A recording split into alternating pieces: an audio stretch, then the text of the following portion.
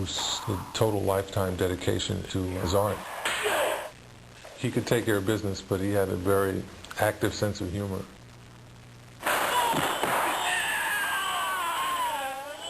He was a braggart in a way, but he never bragged about anything that he wasn't capable of. Everybody just loved him around the set because of his enthusiasm. He kept it pretty interesting. There's nobody I quite remember enjoying being a celebrity as he did. He was the catalyst that set that whole martial arts all in motion. And it's a shame he didn't live to see the impact that he had. He was not just a fighter.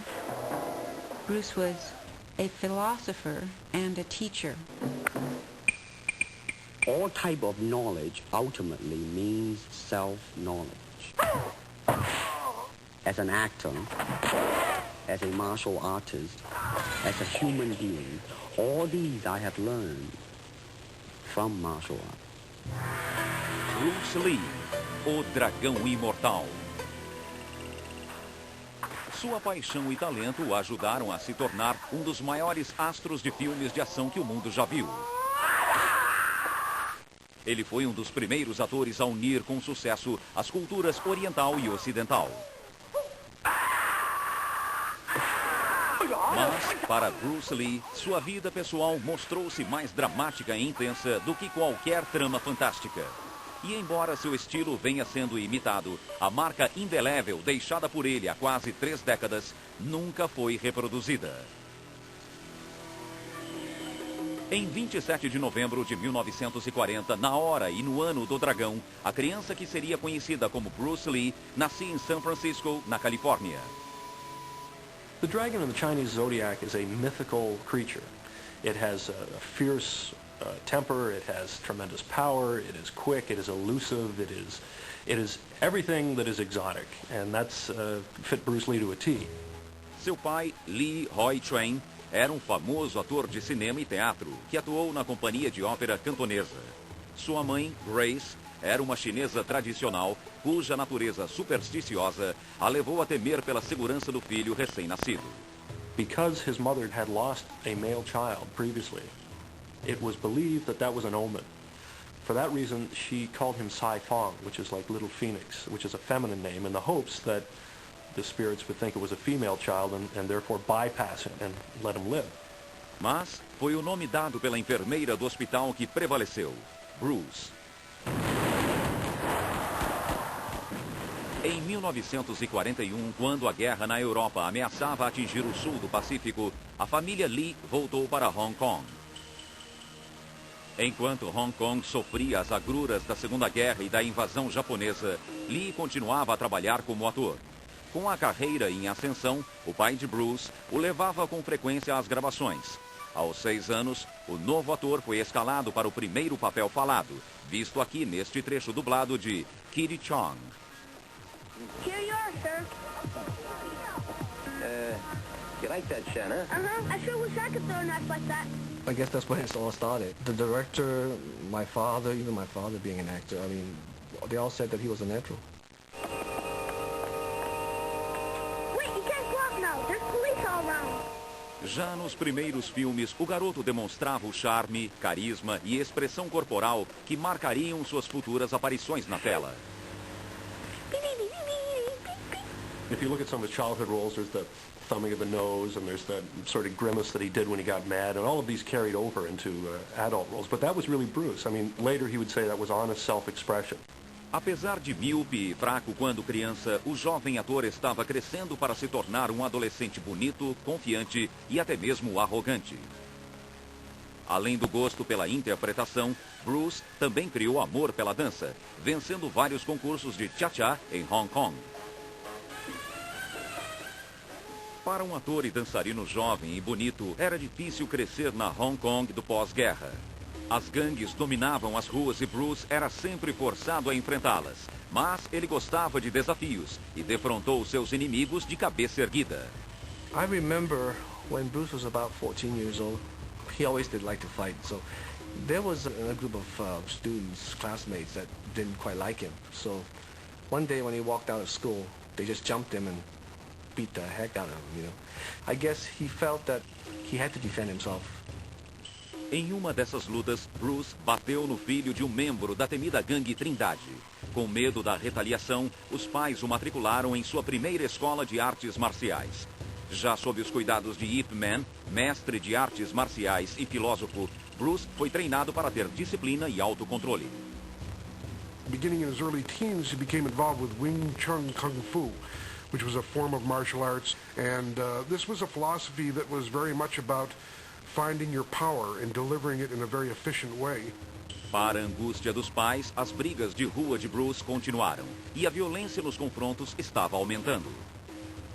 In one of his last encounters, while he was removing his jacket, the fellow he was squaring off against sucker punched him and blackened his eye, and Bruce flew into a rage and went after him and knocked the fellow out, you know, broke his tooth, broke his arm, and the police were involved. Police detective came up and he said, "Excuse me, Mr. Lee," he said, "your son's been really fighting bad in school." And he said, "If he gets into one more fight, I'm going to have to put him in jail." Para salvar o filho da má influência das ruas de Hong Kong, os pais de Lee decidiram enviar o filho de 18 anos para os Estados Unidos. We saw him off, and my father was a very old-fashioned man, okay? He never hugs anybody, nobody, you know. My father actually went over there and hugged him, and that really took us all by surprise, you know.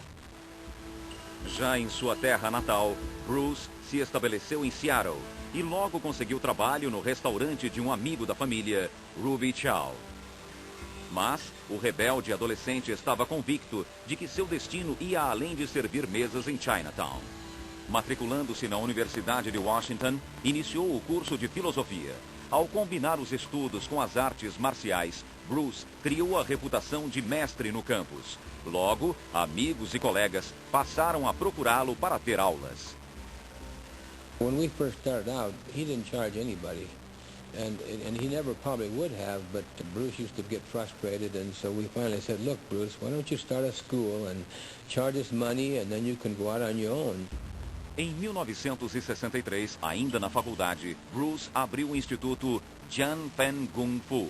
Mas logo sua atenção voltou-se para uma aluna em especial, Linda Emery, uma ex-líder de torcida. One day we were on the campus of the University of Washington, and he said, "Okay, Linda, now I want you to throw me," and he showed me how to do it. So I threw him over on the grass, and he landed on the grass, and we were kind of laughing, and he said, "Let's go to the Space Needle for dinner." I said, "You mean all of us?" And he said, "No, just you." And I was like, that was our first date, October 25th, 1963. O relacionamento logo ficou sério, mas a mãe de Linda não estava feliz com a escolha da filha.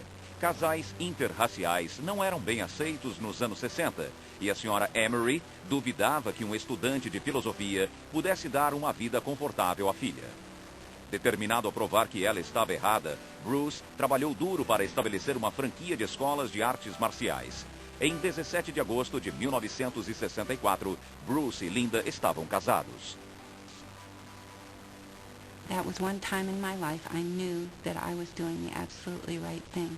That this man was a man of quality and integrity and great love and warmth. And that we were going to be okay. O casal mudou-se para Oakland, Califórnia, onde Bruce já havia aberto outra escola de Kung Fu. Lá, Bruce continuou a ensinar quem estava disposto a aprender. He didn't have any barriers of color or anything like that. He said, "If your heart is right," he said, "I'm going to teach you." He was one of the first to teach the true secrets of the martial arts to Americans and to non-Orientals. And there was a very strong feeling among many Asians that this was a corrupt practice. This was an improper thing to do. Pouco após abrir a nova escola, Lee foi ameaçado por um grupo de mestres asiáticos. And they issued an ultimatum to Bruce Lee saying, "Stop teaching Caucasians or you're going to have to fight our top man." That, of course, was the wrong thing to say to Bruce Lee because he loved a challenge and also wasn't going to be told what to do by anybody. So I think the fight lasted 3 minutes. Bruce had subdued him, put him to the floor and made the man say in Chinese, "I give up, I give up." Mas vencer não bastou.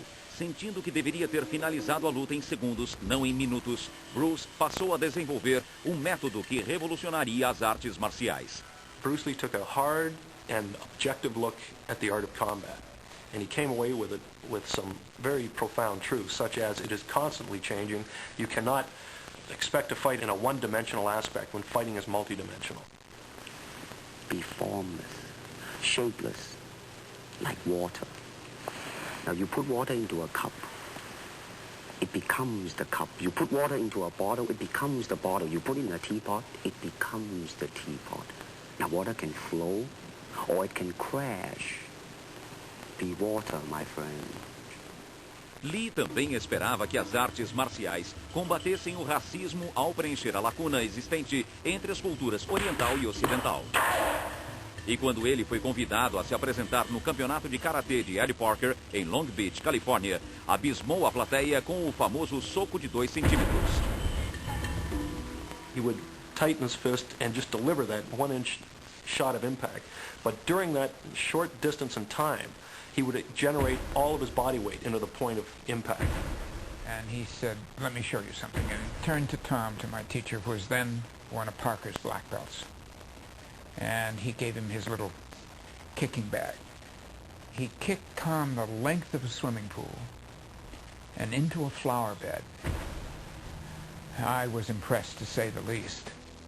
Mas, apesar da crescente reputação no campo das artes marciais, Bruce se sentia frustrado. Ainda com dificuldades financeiras, suas escolas não rendiam o suficiente e o futuro parecia incerto. O que ele não sabia era que estava prestes a abraçar a fama. Em 1º de fevereiro de 1965, o casal comemorou o nascimento do primeiro filho, Dragão Bruce Lee. Bruce's greatest joy in his whole life was his children. He wanted to have a boy because it's a very Chinese thing to have a boy to carry on. He had a very, very, keen sense of love for his son, and he used to always brag and say he's the only blonde-haired, blue-eyed Chinaman in the world. Mas, uma semana após o nascimento de Brandon, a tragédia assolou Bruce com a morte de seu pai, Lee Hoi-chuen, em Hong Kong. Depois de ir ao funeral, Bruce voltou para a América mais determinado do que nunca a fazer a família se orgulhar dele. Concentrou sua atenção no aperfeiçoamento de um estilo distinto de luta, posteriormente chamado de Jeet Kune Do, o punho que intercepta. He told us Jeet Kune Do is a bunch of concepts and philosophies and strategies, and you take out, make it fit into you. It's like a coat. Everyone cannot fit into a size 42 coat. It has to be tailor-made for you. He believed that he could take the best of many different kinds of fighting, a piece here and a piece there, from boxing, wrestling, martial arts, all sorts of different physical activity, and incorporate it into a single philosophy. Ultimately, martial art means honestly expressing yourself. I mean, it is easy for me to put on a show and be cocky, so I can show you some really fancy movement. But to express oneself honestly, not lying to oneself, and to express myself honestly, now that, my friend, is very hard to do. Enquanto Bruce se ocupava das artes marciais, o produtor de TV William Dozier procurava um ator asiático que pudesse estrelar uma nova série de TV baseada nos mistérios de Charlie Chan. Um amigo de Dozier, o cabeleireiro de Hollywood Jay Sebring, havia visto a apresentação de Lee no torneio Ed Parker e o recomendou enfaticamente ao produtor. He said, well, listen, I've got the guy for you. It's a fellow by the name of Bruce Lee. He's a good-looking man. He's got tremendous charisma. I'll call and see if there's some footage to show you. So he did, and as soon as Dozier saw it, he knew he had his man. Test X1. Take one. Now, Bruce, just look right into the camera lens right here and tell us your name, your age, and where you were born. My last name is Lee, Bruce Lee. I was born in San Francisco in 1940. I'm 24 right now. And you worked in motion pictures in Hong Kong? Yes, since I was around 6 years old. And when did you leave Hong Kong? 1959, when I was 18. I see. Now look over to me, Bruce, as we talk. I understand you just had a baby boy? Yeah. And you've lost a little sleep over it, have you? 3 nights. Em 1965, Dozier pediu que Bruce fizesse este teste nos estúdios da Fox. There is the finger jab, there is the punch, there is the back fist, and then low. Of course, then they use leg, straight at the groin, or come up. Or, if I can back up a little bit, They start that something and then come back. It kind of works. Infelizmente para Bruce, Dozier estava ocupado com sua nova série, Batman. O filho número 1 de Charlie Chan foi cancelado, mas Dozier prometeu a Bruce que não o esqueceria no próximo projeto, baseado nos dramas de rádio dos anos 30, O Besouro Verde. They wanted to offer Bruce the part of Kato, but that wasn't going to happen until the following year because they wanted to make sure that Batman worked. So there we were, now having moved to Los Angeles, and Bruce didn't have a job. Bruce não teve de esperar muito. Batman se tornou um fenômeno nacional e semanas depois, Dozier já preparava o Besouro Verde.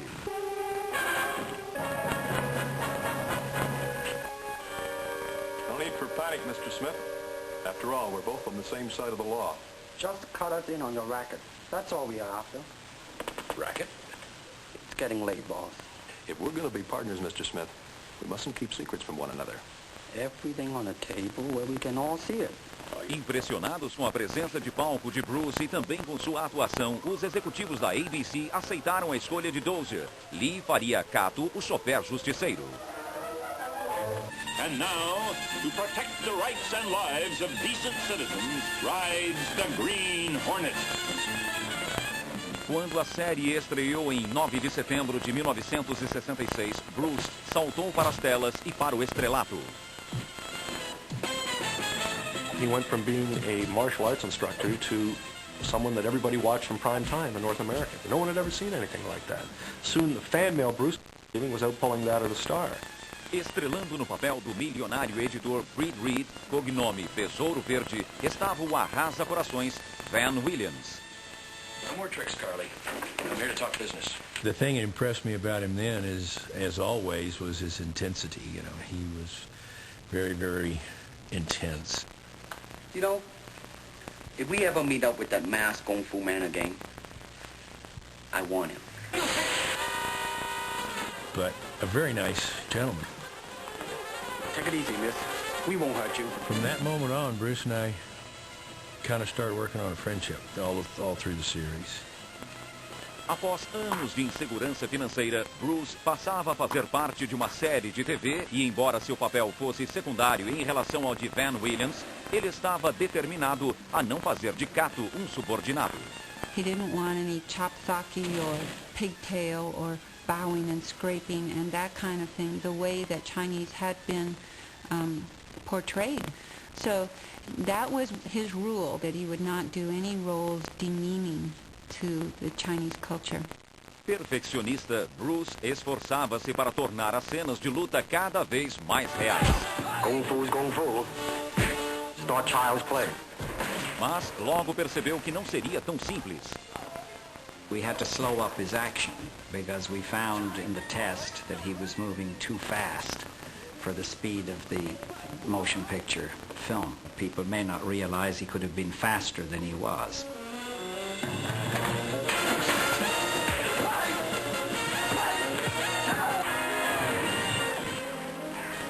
Nunca tão badalado quanto seus amigos mascarados, Holy uncanny photographic mental processes.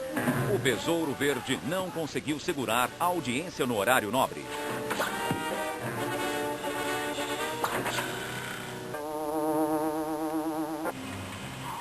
Em um esforço desesperado para salvar a série, Dozier e a ABC planejaram um confronto entre Batman e Robin e o Besouro Verde e Kato. No Batmobile. Good. We can get some work done first. And fast. And the original script was that he gets into a fight with Robin and loses. Holy split seconds. Let's go. Well, he just went right through the roof.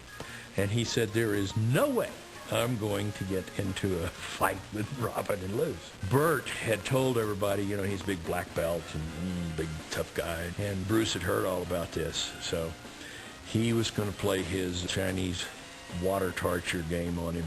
He let out little words. He was going to get this guy.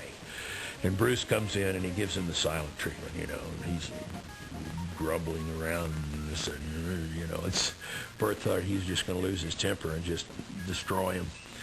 Adam said that Burt Ward was just shaking in his shorts. He was so scared that Bruce was going to take after him. No fim, os produtores decidiram pelo empate para não aborrecer os fãs das séries. None too smart for a smart crime fighter? Are we just letting them go, Batman? Mas não adiantou. O Besouro Verde foi cancelado depois de uma temporada. That was unquestionably a big blow to Bruce Lee. He had hopes that the show would be more successful. He had hoped to use that as a springboard, and it didn't work out. Com o cancelamento de O Besouro Verde, o futuro era novamente incerto. E apesar da legião de fãs e dos valiosos contatos que Bruce havia feito na indústria do entretenimento, ele enfrentaria novas dificuldades. Já com 27 anos, Bruce esperava que o Besouro Verde lhe tivesse aberto portas, mas conseguiu apenas trabalhos esporádicos em pontas em programas como Here Come the Brides. I did not meet the ship because I refused to marry a woman I've never seen. Vincent, decision not yours. The society arranges all marriages. I am no longer a part of the society. I resign. Perhaps you wish to speak to Chief Pei. You could explain your reasonings to him. I will explain nothing to Chief Pei. Now I am no longer a member of the society. Is that understood? Sem trabalhar como ator, Bruce lançou-se como coreógrafo de lutas em filmes como The Wrecking Crew, com Dean Martin. Those years were very difficult to break into Hollywood. There became a racial barrier that prevented him from crossing over into the Hollywood establishment. Frustrado e com a família para sustentar, Bruce procurou Charles Fitzsimons, amigo e produtor de O Besouro Verde. And I said, well, wait a minute, Bruce, I have an idea. I said, how about teaching people in their own homes where you don't have to have a studio? And I explained to him all of the middle-aged would-be macho individuals in the motion picture industry and in business. These are your potential clients. Com alunos como James Coburn, Steve McQueen e o fenômeno do basquete Kareem Abdul-Jabbar, Bruce se tornou o mais famoso treinador de lutas de Hollywood.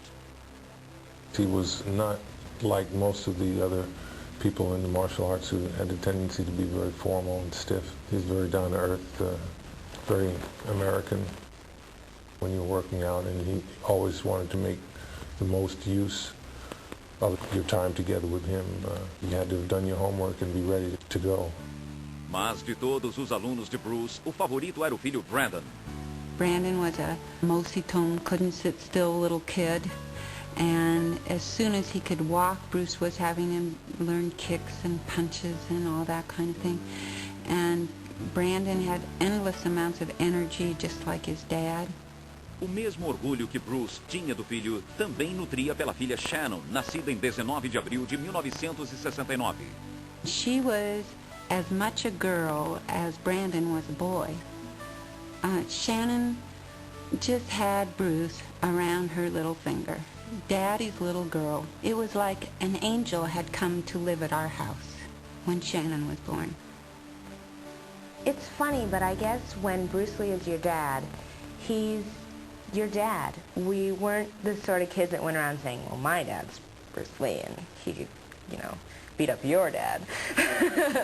Even though I'm sure that's true for the most part. Ao contrário do que os filhos pensavam, Bruce não era invencível. Em uma manhã de 1970, enquanto se exercitava com pesos, ele lesionou um nervo da coluna e não pôde treinar por 6 meses.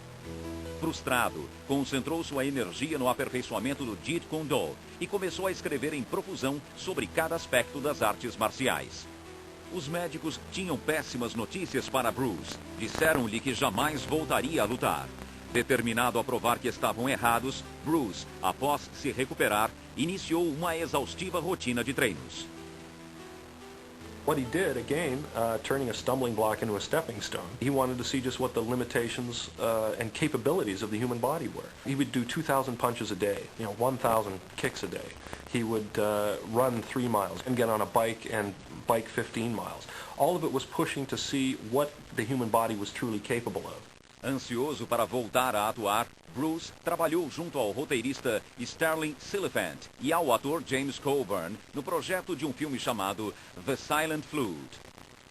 Bruce had originated the idea for a screenplay that he called The Silent Flute. Warner Brothers was interested in doing it. It was the picture that was going to break Bruce into Hollywood. And we lived on that hope for several years there in the difficult years. So that was a crushing disappointment to Bruce when that film was never made. Ainda ensinando artes marciais, Bruce sentiu-se abandonado por Hollywood. À procura de trabalho, viajou a Hong Kong para promover sua imagem e conversar com produtores asiáticos. Run Run Shaw was the biggest Asian filmmaker. Unfortunately, the bid was a standard offer that he offered his contract players, which was like $200 a week for about 7 years. Well, that wasn't what Bruce was looking for, so he politely declined. De volta a Hollywood em 1971, Bruce ajudou Sterling Siliphant com o roteiro da série para a TV Long Street.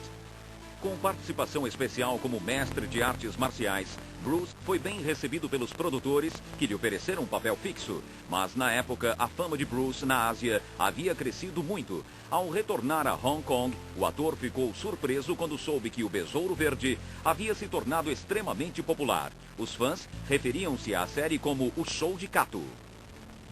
And when he arrived there, thousands of people would come to the airport. He couldn't walk down the street without being mobbed the way that Tom Cruise, I guess today, might be mobbed if he walked out on the street. Como resultado da fama, Bruce foi convidado a estrelar em um filme do grande produtor asiático Raymond Chow. Bruce expressed that he would like very much to come back to Hong Kong to make pictures, and I called him on the phone, and we started a conversation. The whole thing clicks. Then we signed a 3-picture deal, and he came back, and the rest is history. O primeiro contrato de Bruce com Chow foi para atuar em um filme de orçamento modesto, O Dragão Chinês. Introducing Bruce Lee. Every limb of his body is a lethal weapon against men. With savage beasts. Hong Kong moviegoers are renowned for being very vocal. And they have even been known to cut the seats with a knife or something if they didn't like the movie. So we're sitting there. The crowd is hushed. And he thinks, for a second he thinks, oh my God, they hate it. The audience, I think, was sort of dumbfounded at the end of the thing. Until everybody broke out into thunderous applause. O Dragão Chinês quebrou todos os recordes de bilheteria na Ásia. Bruce estava prestes a se tornar um astro internacional. Mas, em vez de apenas colher os louros da fama, Lee se esforçou ainda mais. No filme seguinte de Raymond Chow, A Fúria do Dragão, Lee apresentou o Nunchaku, arma nunca vista antes em filmes de luta. Mais uma vez, recorde de bilheteria. Mas o sucesso tem muitos rivais. Um deles era o produtor Run Run Shaw. No intuito de roubar Bruce de Raymond Chow, ele ofereceu ao ator um cheque em branco por seus serviços. Mas Bruce permaneceu leal a Raymond e lhe propôs parceria em uma série de filmes, oferta que Chow simplesmente não podia recusar. Seguro, profissional e financeiramente, Bruce havia conquistado a Ásia, mas ainda não havia atingido seu verdadeiro objetivo. Bruce queria conquistar o mundo. Em Hollywood, os hábitos não mudam facilmente. Mesmo sendo astro internacional de filmes de ação, Bruce não conseguia driblar o preconceito. It's very difficult to convince people who could give a green light to a project that an Asian hero would work as a marquee draw. They think that business-wise, it's a risk. And I don't blame them. In the same way, it's like in Hong Kong, if a foreigner come and became a star, if I were the man with the money, I probably would have my own worry of whether or not the acceptance would be there. But That's all right, because if you honestly express yourself, it doesn't matter. Bruce Lee, before he left for Hong Kong, was working with Warner Brothers, with Fred Weintraub, in developing a concept for a television show set in the Old West, and was going to be called The Warrior at that point. It was later changed to Kung Fu. They never apparently considered him at all for the lead because, in their words, he was too Chinese-looking. And what happened was they ended up giving the role to a Caucasian actor, David Carradine, who they tried to make up to look half Chinese. Magoado com o que considerava racismo de Hollywood, Bruce voltou sua atenção para a parceria com Raymond Chow. Tendo se interessado pela produção de filmes enquanto estrelava O Besouro Verde, Bruce passou a supervisionar todos os aspectos da nova produção, O Voo do Dragão. It's Lee, unleashed.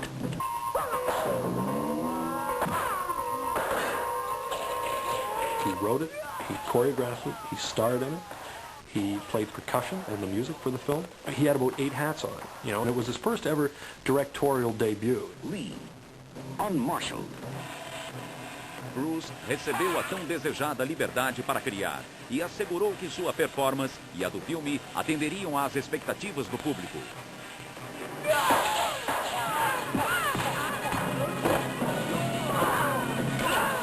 Um dos pontos altos do filme é a luta entre Bruce e seu ex-aluno Chuck Norris. At the beginning of that fight scene, Bruce Lee's character is losing because he's in a very rigid martial arts way. Chuck Norris's character is also rigid, and he's a more powerful, bigger individual.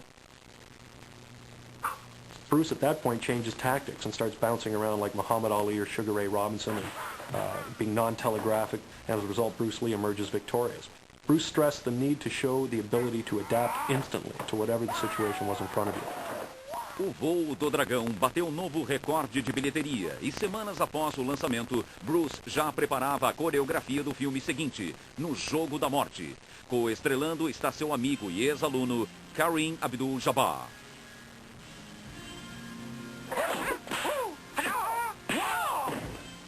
I was flabbergasted, This is something that we had dreamed about, but, we've never really gotten a green light from anybody. It was a great experience.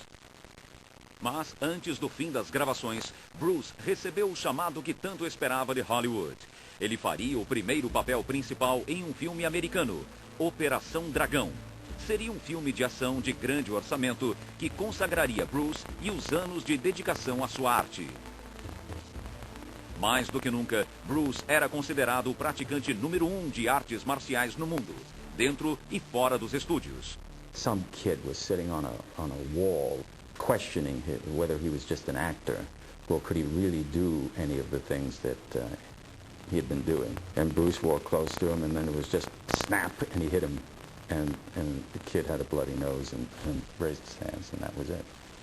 To their eyes, he was like Billy the Kid. People would try and take pokes at him when he was walking down the street. But Bruce would just, use all the savvy that he developed and just play with these guys, and in fact would make a move on them and then correct their forms. Embora Bruce estivesse em plena forma física, algo estava errado. He was training for something that would never come, a fight that would never happen. Bruce seemed to be on a 7-day-a-week schedule. He was just working hard, and he knew it, but with the success of Enter the Dragon, he would have achieved that place where he could pick and choose a little bit, take his time to find the right properties and develop them. So he was on the cusp of realizing his dreams.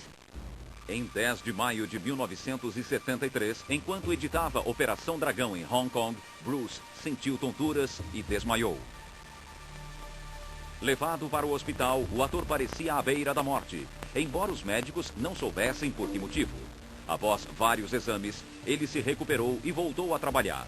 Terminou Operação Dragão e retomou o trabalho inacabado em seu novo filme, No Jogo da Morte. He was working with a Chinese actress who he thought might be involved in the film as well. So he was at her house, and he complained that he had a headache. And she gave him a prescription tablet that she had called Equagesic. And he went into another room and lay down. Mas quando não conseguiu acordá-lo, a atriz Betty Timpei chamou Raymond Chow. The phone rang and he said, I don't know what happens, but I couldn't wake up Bruce. So why don't you come? So in a hurry, I went to Betty's place, and Bruce looked very pale. Raymond Chow called me and told me I should go to the hospital. And so I took a taxi to the hospital, and I just remember that I couldn't ask if he had died, and I said, "Is he alive?" And they said, "No."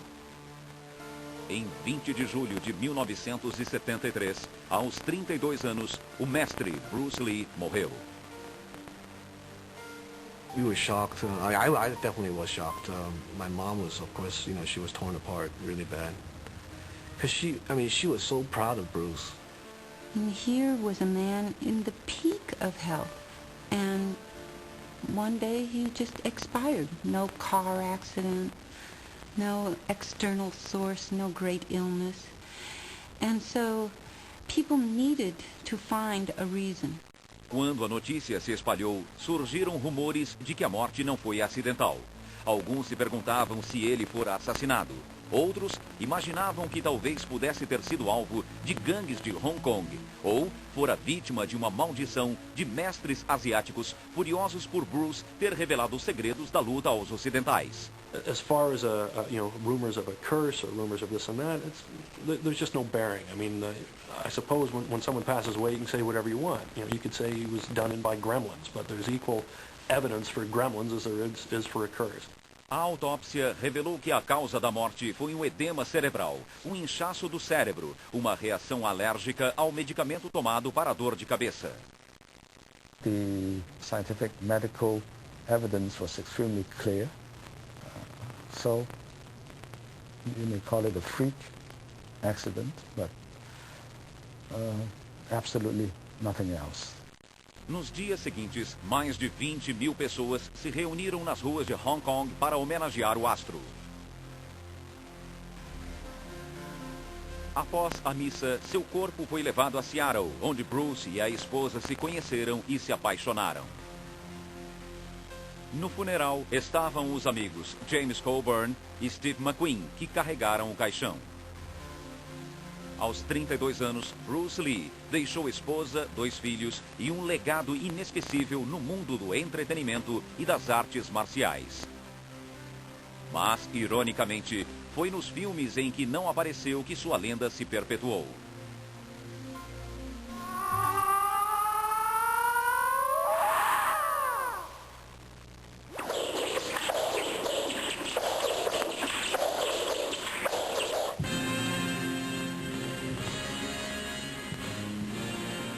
Num esforço para salvar o último filme de Bruce, os produtores contrataram um sósia e recorreram a truques de câmera, muitas vezes óbvios e até mesmo ridículos. Cut! Okay, that's a print. That was great, Billy. Okay, everybody, get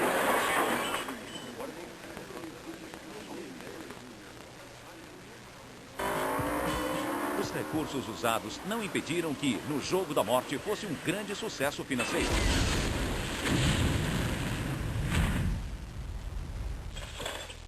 Com apenas 5 produções, Bruce redefiniu o gênero dos filmes de ação e abriu portas para astros das artes marciais como Jackie Chan, Chuck Norris, Steven Seagal e Jean-Claude Van Damme. Just about everybody now who does action resorts to some form of karate or kickboxing or something like that. Mas, de todos os atores que ousaram preencher a lacuna deixada por Bruce, quem tinha as maiores chances parecia ser seu filho Brandon. A weird question to me when people ask me about, following in my father's footsteps. Because if by that you mean doing really excellent films and doing the kind of work that my father did, doing that quality of work, that level of work, absolutely, absolutely that's what I want to do. But if you mean trying to imitate him in some way, trying to be a poor man's Bruce Lee, not at all.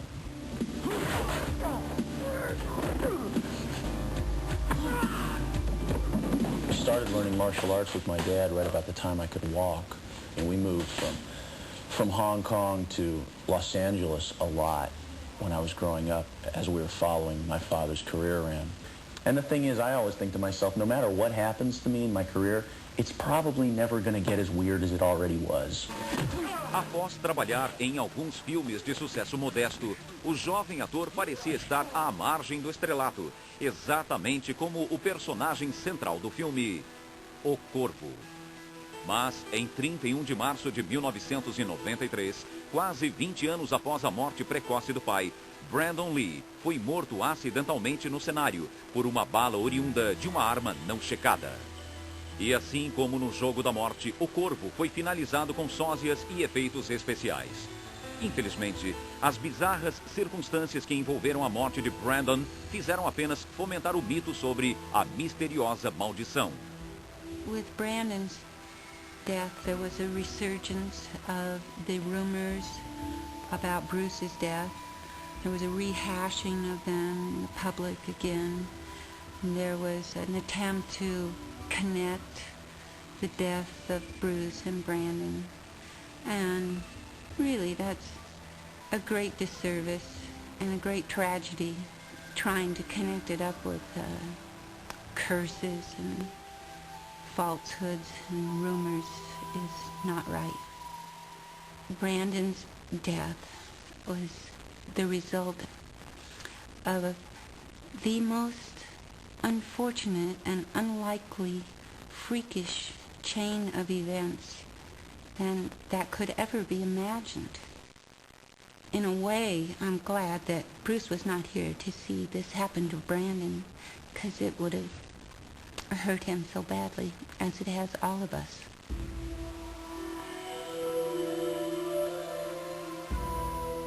Para milhões de pessoas no mundo inteiro, o nome Bruce Lee está mais forte do que nunca. As revistas ainda escrevem sobre ele. Os fãs são dedicados e fiéis, e sua filosofia de combate atrai cada vez mais seguidores. One of the most amazing things from my perspective on Bruce Lee was that a man of 32 years of age could be so prolific. He created a new film genre, he created a self-help philosophy, which is absolutely brilliant, and he created a new martial art, which people have been carrying on since his passing. So the important thing about Bruce Lee is not how he died or that he died, it's that he lived. To me, he's still alive, his spirit's still there, and we still train in his art. He's probably the best friend you can have. He's very loyal. He once told me that if somebody is trying to attack you, I'll take them on. That's a friend. The integrity with which Bruce lived his life, what he believed to be right, that is a clear example of the way it should be done. I remember he said, all right, if I'm gone for any reason, don't get hooked up with all these people that they're going to be giving me parades. If they're giving me parades, something's wrong. He was definitely somebody to look up to and something to aspire to. He had such a passion for life. I strive to have as much passion. If I could, rewind time and do it all over again, I would have asked so many more questions and learned so much more. He certainly left a gift for the rest of us, a path to follow, footsteps to follow, so that we can start in a direction and then find our own way, which was his lesson. Be formless, shapeless, like water. Be water, my friend.